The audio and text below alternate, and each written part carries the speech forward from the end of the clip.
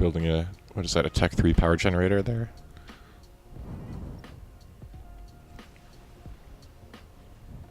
So you can see like how far you have to plan ahead in this game, because when did I start building that experimental unit? Probably like 30 minutes ago. It took like 10 or 15 minutes to build or something, and then 5 minutes to walk down the map. So it's like you have to plan out, 30, 40 minutes ahead. But finally he's made it to the front lines. You see what he can do. He's got some missiles coming out now.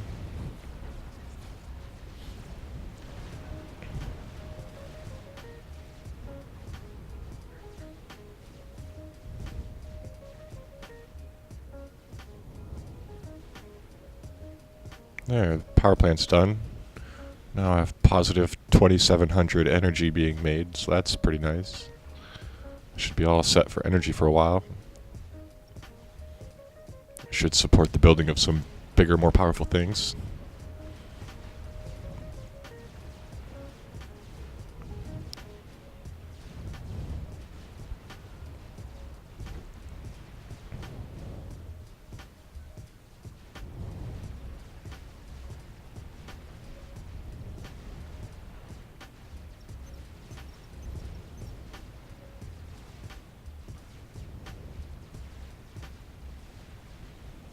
Oh, there we go.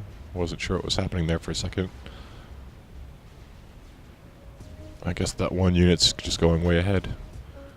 Oh, you know what? I think I told those units around the experimental to guard him. That's why they're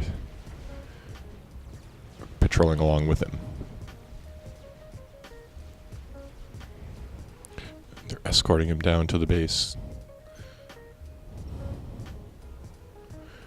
So now I saw this advanced air staging facility, which I had never made before, and I wanted to, again, with the air transport. Holy shit, those things. I swear I'm going to do a build of just them. They've been wrecking that base all game. Tech 1 unit transport with, like, not even made to fight. With just a little laser on it for defense. And it's, like, wrecking that. Man. Over and over.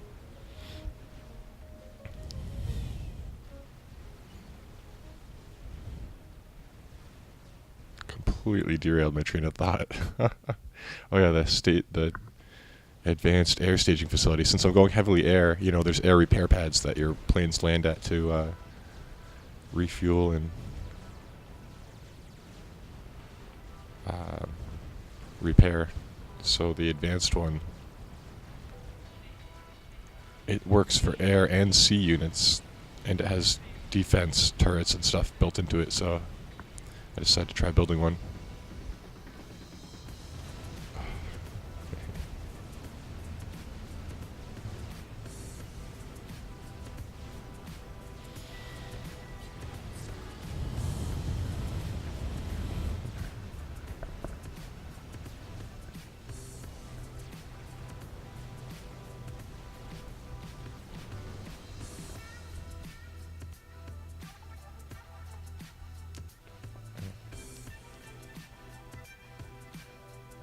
Alright, so I finally finished this base up here.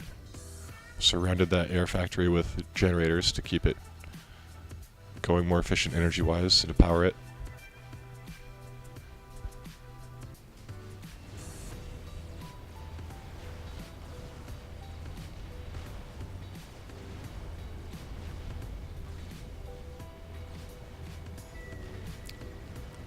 So you can see he's got green lasers, a flamethrower, and rockets that he attacks with.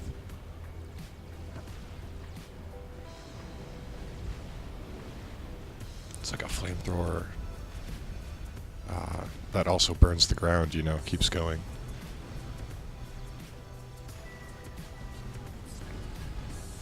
Like a flamethrower grenade launcher or something.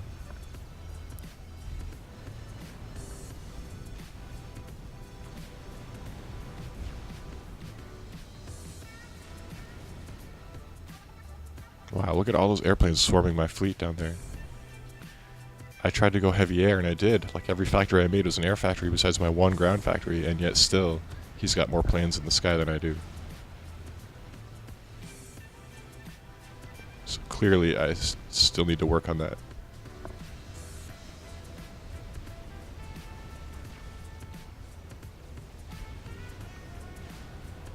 thing about this experimental unit, though, besides its weapons, which are great, I noticed its health is just untouchable almost. Any damage he takes, he regenerates very quickly, and he has a massive amount of health.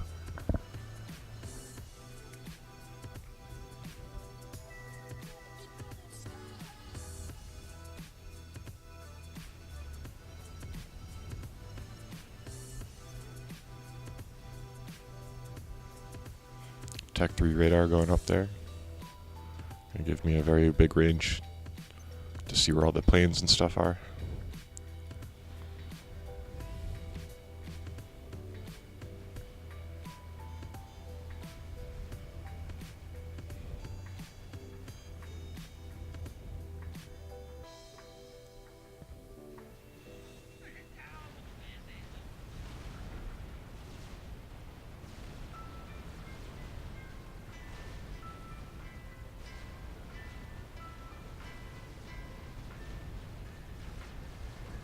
Be fun to go up to Tech 3 ships. They can shoot really far and do tons of damage, but they take a very long time to build, and they're expensive. Tech 2 are really good for the price, I think. Ground units too, really. Depends on the factory. The Tech 2 air factory kind of sucks. And there's my advanced air staging facility. So it has a shield around it, and it can repair ships and aircraft. So what I do is I just make a... Oh, look, it shot down those planes coming in, too. So that's pretty cool. I like it. And you can build it anywhere on the ground or in the sea, but if it's on the ground, obviously, it's not going to be repairing ships.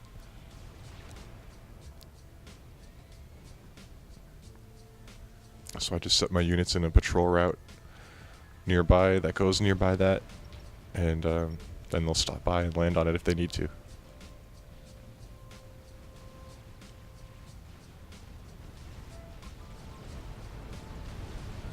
So here's our dude here. He's got 33,000 health. I mean, I guess it's never a match against a Tech 1 army like the computer for some reason. It's still going with these Tech 1 units. Even though some games he comes out with Tech 2, Tech 3, and experimental and everything. Like, he killed me with an experimental last game. It was pretty close. 81 kills. He's a veteran. Well, in Total Annihilation you could get the veteran rank. In this you can't. It just gives you stars. So like 81 kills and 4 stars or something. We're treating him because he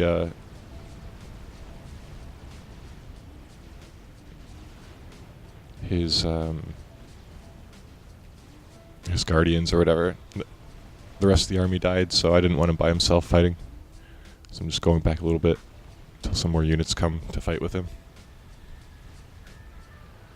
Which is one of the things I learned from watching StarCraft Pro matches, is learning when to come back and not keep attacking.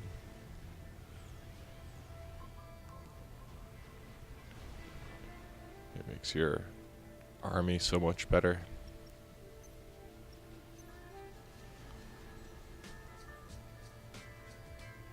Instead of just attacking in until everything dies, then you're out of units.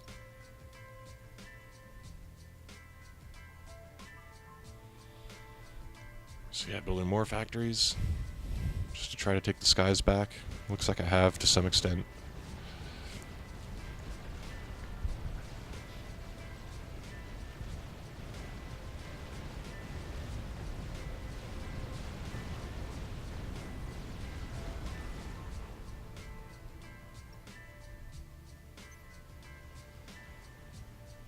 Oh, I guess I decided to make a nuke.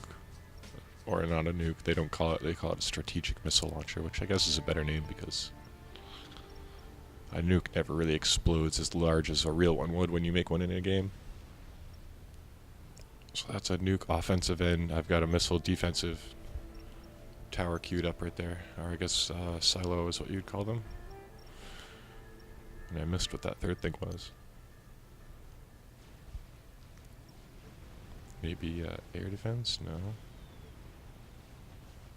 I don't know.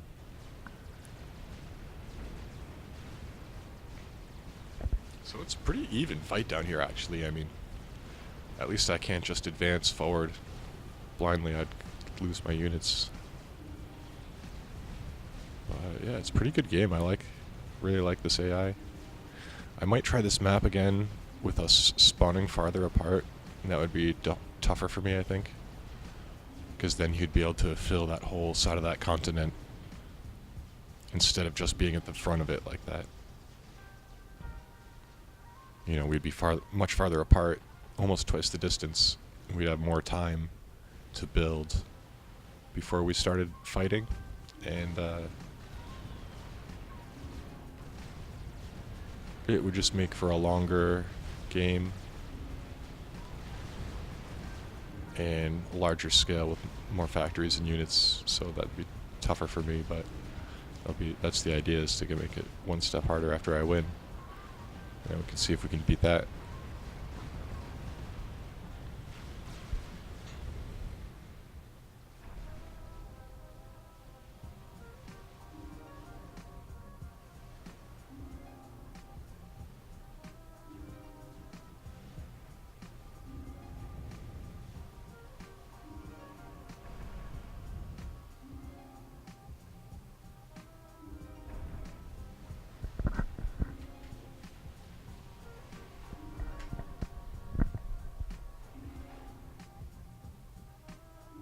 See, I'm out of energy right now, so I'm telling an engineer to patrol the forest. And I'll start getting some scavenged energy just to get by until whatever's happening stops happening that's draining it.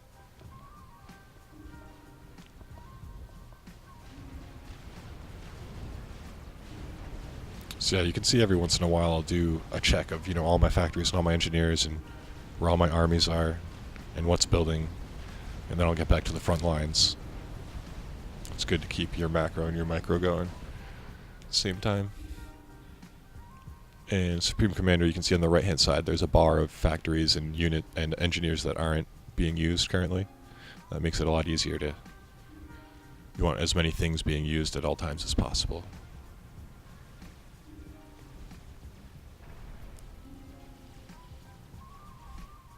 So I'm not sure what my plan is right now, but I guess I'm selecting all the air factories together. And I guess you can't see my mouse for some reason, what I'm actually doing as far as patrol routes and attack. See, normally, yeah, so I'm setting patrol routes in sort of a triangle area, just around the perimeter of my base and into the front lines of him. And yeah, I can see them using the new advanced air repair pad. This is a place got taken over by the enemy last match, right there. So I made sure to defend it. It's all surrounded by turrets and stuff. And air transport was attacking it, so it's a good thing I did, because man, those things are like invincible.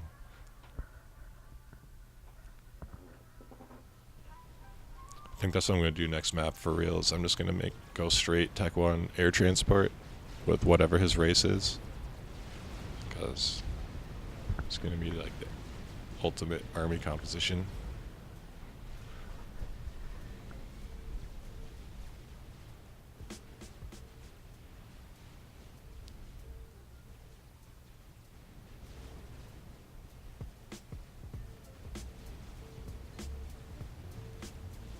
That's cool, because it kind of guards the shipyard too. Next time I'll probably build it right next to the shipyard.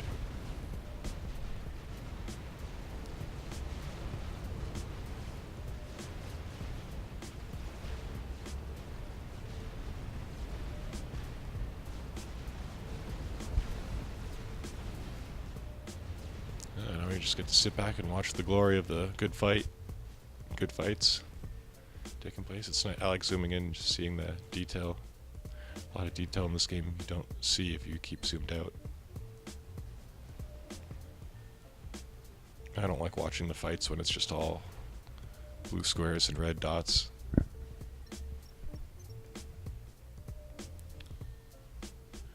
Queuing that engineer up to get some metal extractors.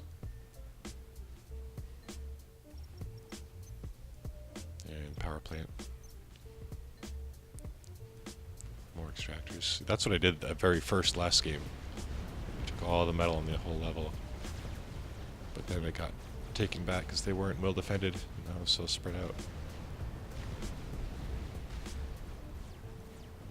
So, I really like this unit.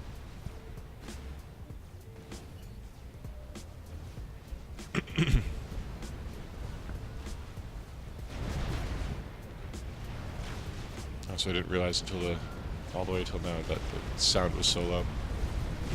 I was like, huh, I can't really hear the units.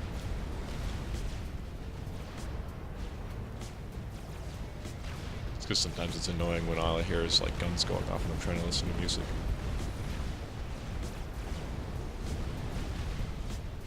But I wanted to hear this part.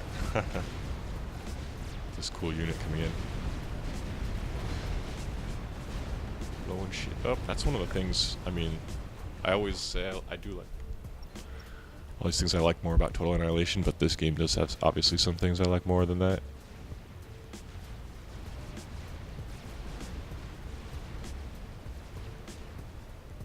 Like the experimental units are really cool.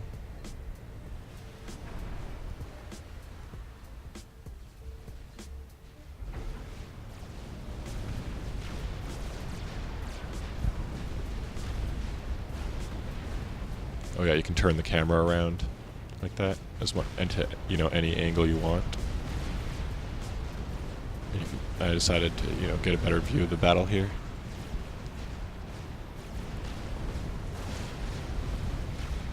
Oh, there's the AI right there. There's his commander.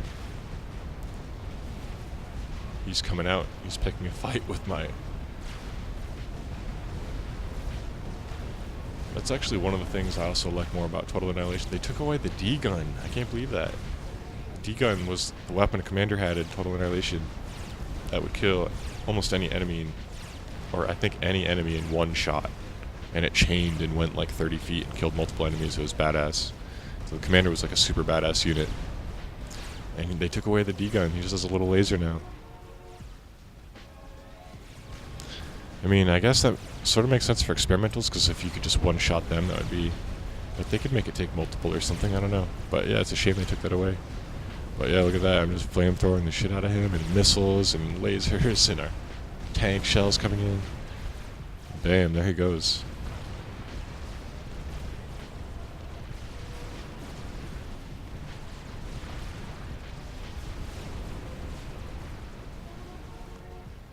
And his commander explode didn't even kill my experimental, which is crazy because usually it kills everything around it. Well, it did except for him, I guess. Damaged him down to 13,000 or something. I can't read in this. I'm narrating. It shows me like the video, but it's lower res than normal, so I can't read the numbers that well.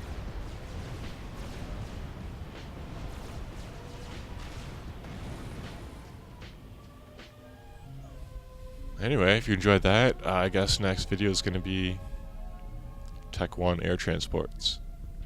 Ultimate Army composition.